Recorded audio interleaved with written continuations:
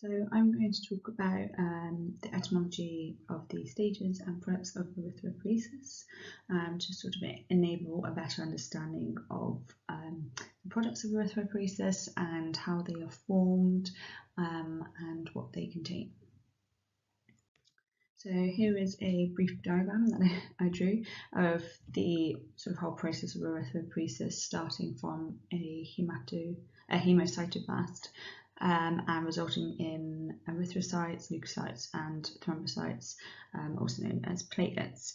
So this diagram sort of shows the various stages and branches and culminating in different types of blood cells.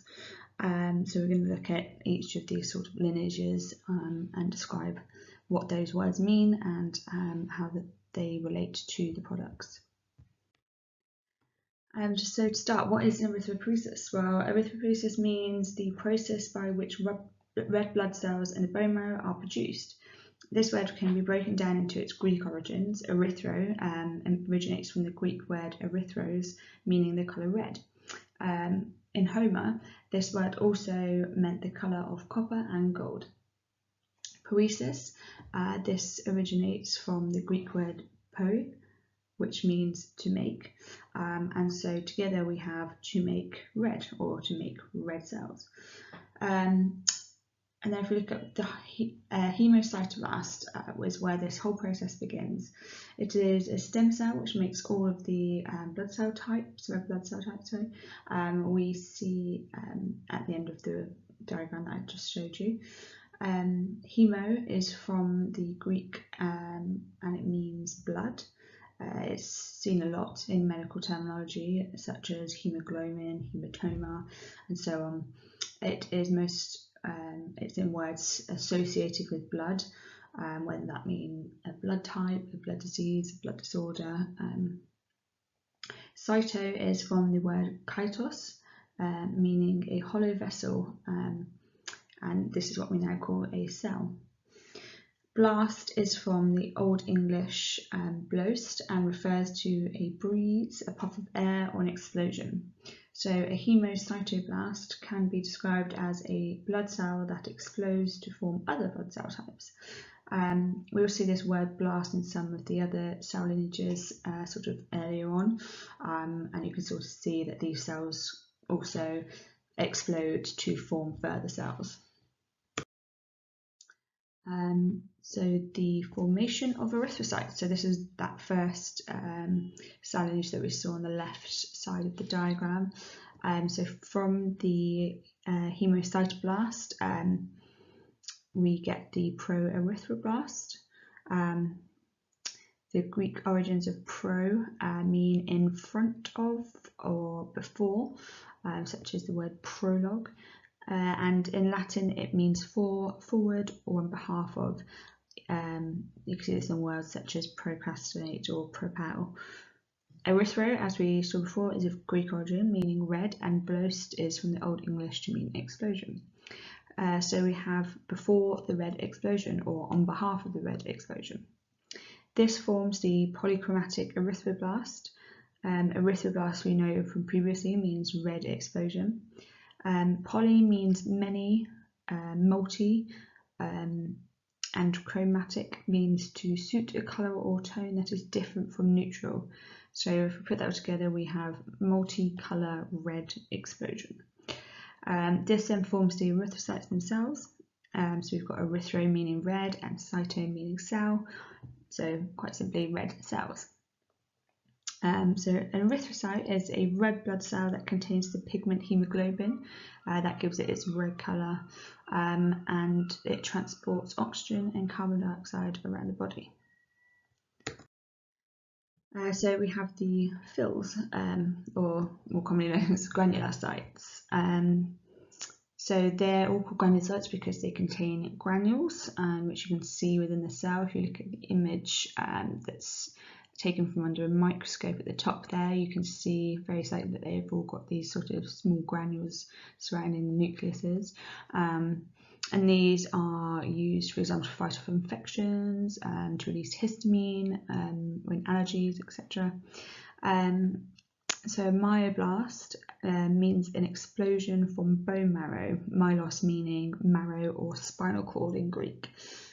A progranulocyte has Greek origins of pro, which I said before means before, and cyto meaning cell. Granulose is Latin for small grains or granulum. Thus we have the small grain cells, or before the small grain cells, sorry. And then basophil, eosinophil, and neutrophil all have the same ending of phil. This is from the Greek phil, meaning loving or friendly, and also in Latin it means beloved or loving. You can see this in the common word haemophiliac, so that's a love of bleeding, meaning the person extensively likes to bleed. So all of the beginning prefixes of the phil explains the type of dyes that the cell have an affinity to when they're stained for microscopy. So baso means basic, so it has an affinity for basic alkaline dyes. In contrast to that, we have eosino, which means that it has an affinity for acidic dyes, whilst neutro means neutral, from the French neuter or neutralis. So these words thus mean that basophils have a love of being stained by basic dyes, eosinophils have a love to be stained by acidic dyes, and neutrophils have a love of being stained by neutral dyes. And then we have agranulocytes. So agranulocytes are cells without the granules. If you look at the image there on the right, you can see under a microscope that the cells are different to granulocytes. They don't contain those small grains that we saw before. The prefix of a means away from or off, or that's from Latin, or in Greek it means without or not. So agranulocytes means without those granule cells. Granulocytes and agranulocytes are both leukocytes. Leuko comes from the Greek leukos and the Latin leuko, meaning white or clear, and cyto meaning cell. So these are clear or white cells. Leukocytes are colourless cells which circulate in the body and are involved in counteracting foreign substances and disease. Lymphoblast and monoblast both contain the word blast, as we said before, from blos meaning explosion. So we can see there that they both explode into further cells. Lymph comes from the Latin word lympha, meaning clear water, and relates to the Greek word of nymph, which depicts the deities that were found in nature around the clear water springs. Mono is Greek for alone or lonely, or singular, such as monotone or monarchy, or in Latin it's meant to warn, so premonition or monitor. So thus we have the clear water explosion leads to the clear fluid cell, or the lonely explosion goes to the lonely cell. And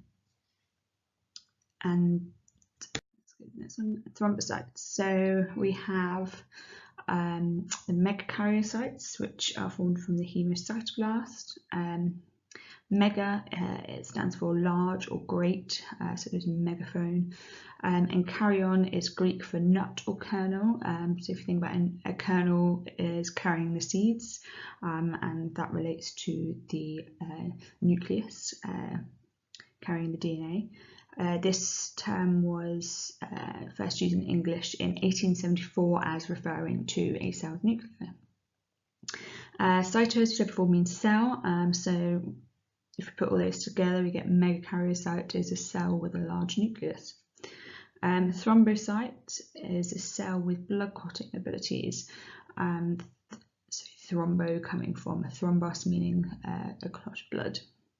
Thrombocytes are also known as platelets, and these function as a clotting mechanism. For example, when the endothelium is damaged, platelets aggregate to form clots to prevent the bleeding.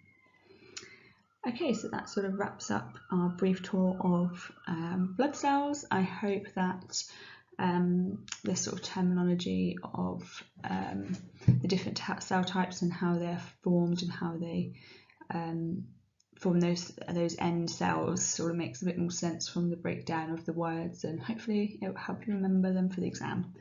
Thank you for listening.